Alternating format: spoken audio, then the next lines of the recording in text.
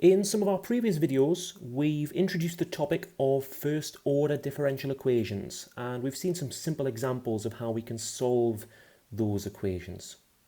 In this video, we're going to put this into practice with a bit more of a contextual engineering example. If you've not already watched our previous videos, it's probably worth going back and watching those first, because we're going to use a lot of the same ideas and techniques in this example.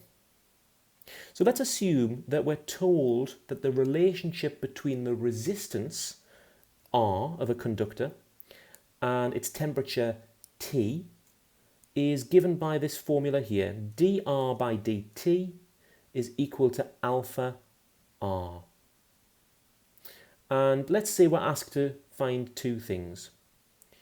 We're told that if R is equal to R naught, when T is equal to 0 degrees Celsius, we're measuring temperature in degrees Celsius in this particular example, find the general solution for R.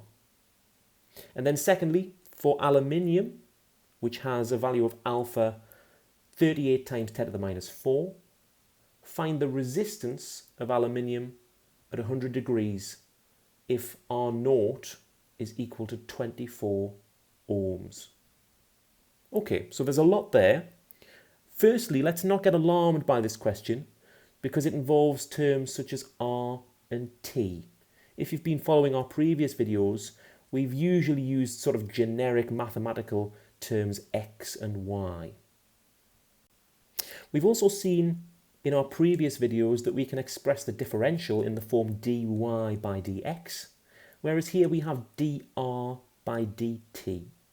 So the easiest way to think about this is whatever we've been previously calling y is now called r, and whatever we've previously called x is now in terms of t. But our methods and techniques are still going to be the same as in our previous videos. So rather than talking about y with respect to x, we're now talking about resistance with respect to temperature. What this does tell us, however, is that because r, which is our y term, is also on the right-hand side of the equation, it means we have a first order differential equation in this form. dy by dx is equal to a function in terms of y. Remember that we're talking about y being equivalent to r and x being equivalent to T, temperature. And we also know from our previous video that a formula in this form requires a little bit of rearrangement before we can integrate and solve. So in our case, because we want to rearrange into the form of dx, or in our case dt, the result is going to be as follows. We're going to say that dt is equal to dr over alpha r, or that's the same as saying 1 over alpha r dr. At this point we can integrate both sides. Well, dt is the same as 1 dt, so we're integrating 1 really with respect to t on the left hand side, and that's going to give us t. On the right-hand side, we have the integral of 1 over alpha r with respect to r. And if we can consult a table of integrals, a standard table of integrals, you'll probably find an integral that looks like this. I'll just make a note at the side here that the integral of 1 over ax with respect to x gives us 1 over a times the natural logarithm of x. Similarly then, if we have the integral of 1 over alpha r with respect to r, then the result is going to be 1 over alpha times the natural logarithm of r. And so our result looks something like this. We have t on the left hand side is equal to 1 over alpha times the natural logarithm of r plus c. Because we've performed an indefinite integral, we have this unknown constant on the end. I just want to make another quick side note with respect to this standard integral that we used before. It might be the case when you consult a table of standard integrals, you instead find an identity that looks like this. The integral of a over x with respect to x equals a times the natural logarithm of x.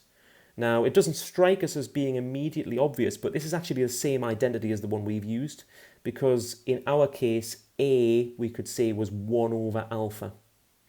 And so we have something that looks like this.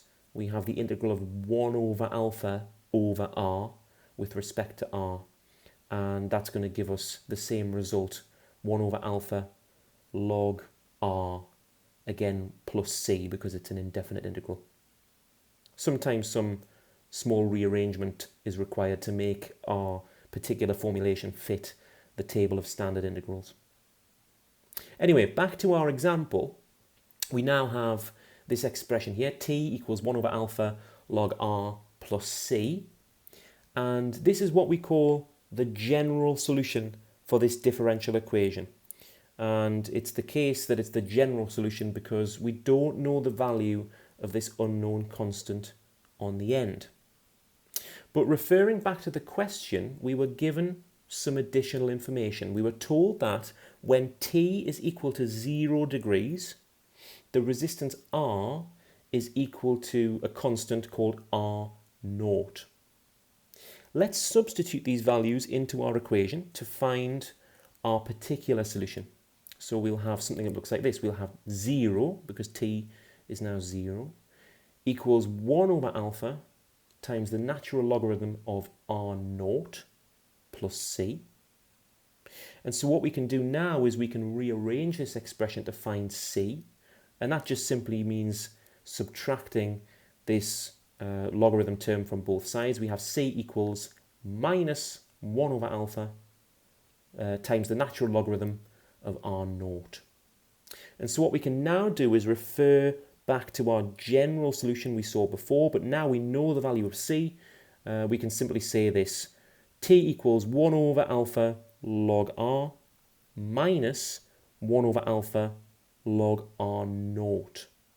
And we can even simplify this a little bit by taking out that common factor of 1 over alpha. And so we could say this: 1 over alpha and then log r minus log R naught, all in brackets there. Remembering as well one of the laws of logarithms, we could simplify a little bit further, because when we have log, let's call it log a minus log b, the result is log a over b. And so we could do the same thing here. We could simplify to say that t is equal to 1 over alpha log r over R naught. And in fact, we could tidy that up a little bit further. We could multiply both sides by alpha to put it in this form: alpha t equals log r over R naught, if we wish. So at this stage, we've arrived at a tidy solution. Even though the previous formulations for t were correct, this is a little bit more compact. So returning to our question, part A asks us to find a solution in terms of r, and so some rearrangement is required. Firstly, we notice that the r term is currently inside a natural logarithm, and we know that we can sort of cancel out the natural logarithm, as it were, by taking the exponentials of both sides in this case. So in this case, we'll have e to the power alpha t is equal to r over R naught.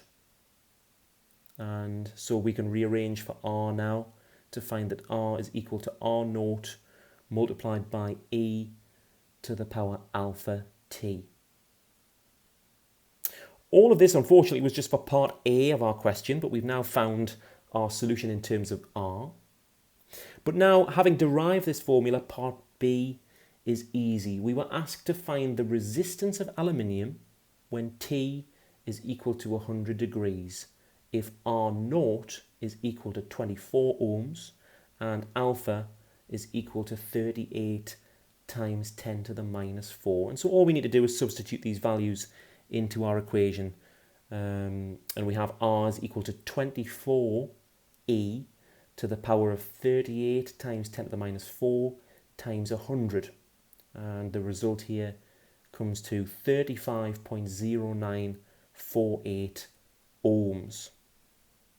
So I hope you found this video useful on how we can take some of the principles that we covered in previous videos on first order differential equations and apply them to this contextual example.